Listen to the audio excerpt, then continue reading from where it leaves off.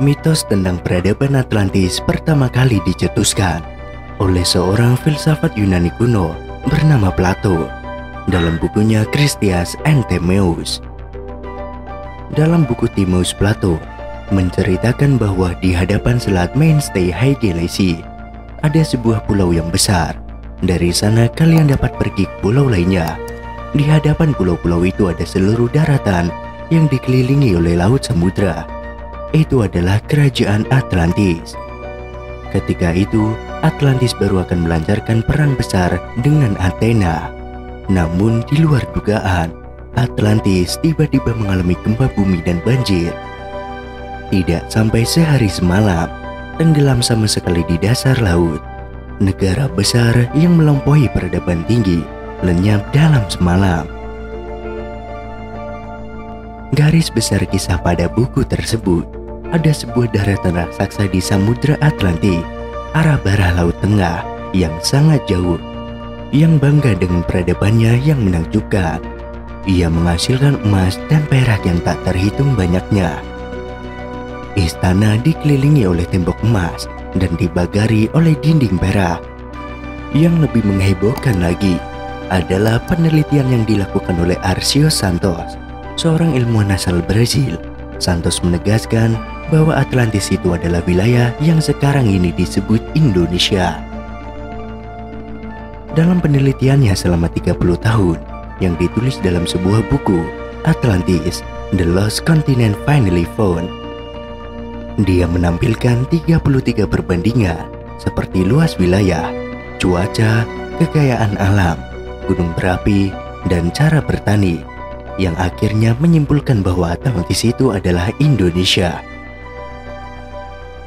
Sistem terasisasi sawah yang khas Indonesia, menurutnya ialah bentuk yang diadopsi oleh Candi Borobudur, piramida di Mesir, dan bangunan kuno Aztec di Meksiko.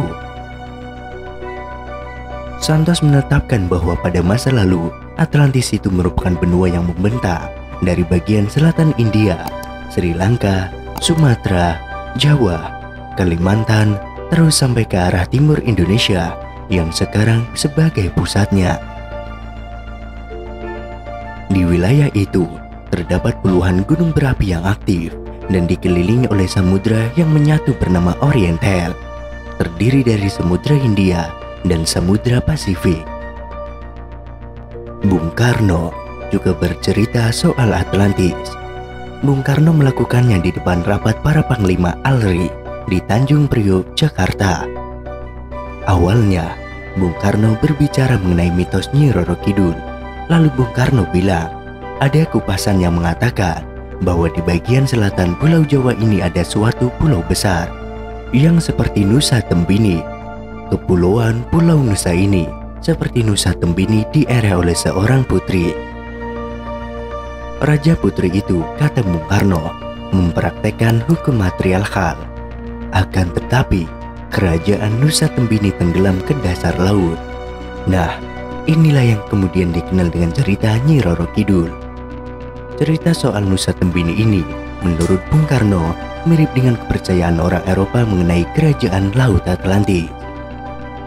Bung Karno memulai penjelasannya dengan tarik geografis. Ia mencoba menjelaskan, di sebelah barat Eropa Barat dan Afrika Barat, kemudian di sebelah timur Amerika Utara dan Amerika Selatan, terdapat ruang kosong. Sepertinya di tengah itu ada lubang, kata Bung Karno. Menurut Bung Karno, kemungkinan besar kawasan itu dulunya benua besar yang pecah. Di sebelah sini, Amerika Utara dan Amerika Selatan. Di sebelah sini, Afrika dan Eropa. Dan di tengah-tengahnya itu ada, itu tadi, satu pulau besar yang dinamakan Atlantis, ucap Bung Karno. Pulau besar itu, kata Bung Karno, dilingkari oleh lautan luas yang disebut Lautan Atlantik. Pulau besar Atlantis itulah yang tenggelam. Jadi Bung Karno menyimpulkan, Atlantis itu ada di tengah-tengah antara Amerika Selatan sampai dengan Amerika Utara, dan Afrika sampai dengan Eropa. Lebih jauh, Bung Karno menjelaskan, kerajaan Atlantis ini juga diperintahkan oleh seorang raja perempuan Hukumnya pun bersifat matriarkal.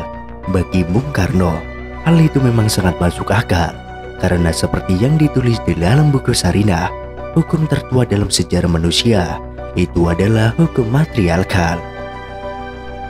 Namun Bung Karno menegaskan, cerita Atlantis agak berbeda dengan Nyi Roro Kidul.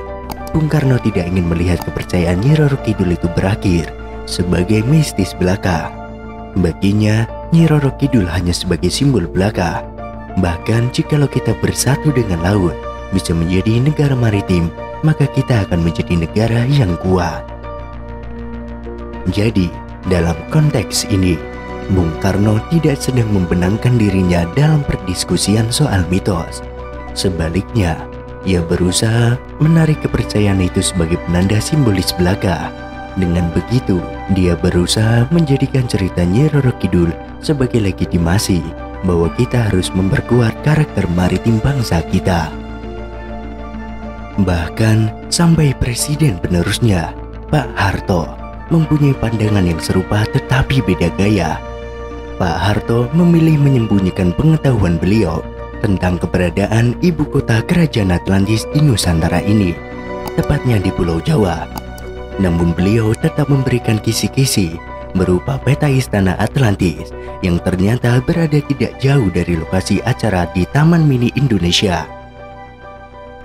Menurut kode Pak Harto, dalam desain Museum Purna Bakti Pertiwi yang mirip dengan nasi tumpeng yang membudaya di era kepemimpinannya, jika kita lihat dengan menggunakan Google Maps atau Wikipedia, terlihat keterkaitan yang kuat antara Gunung Penanggungan di Jawa Timur dengan peta atau kode rahasia dari Pak Harto ini. Dan hal itu yang menjadi dasar bahwa Indonesia bisa menjadi poros maritim dunia. Dan masih banyak lagi kode-kode lain tentang Atlantis yang juga disembunyikan oleh Pak Harto di museum-museum Taman Mini Indonesia. Presiden Republik Indonesia sekarang ini, Joko Widodo, juga fokus menjadikan Indonesia sebagai poros maritim dunia. Berbagai program dan upaya telah dilakukan Indonesia untuk menggapainya. Upaya yang paling gencar dilakukan di sektor kelautan dan perikanan yang menjadi sektor prioritasnya.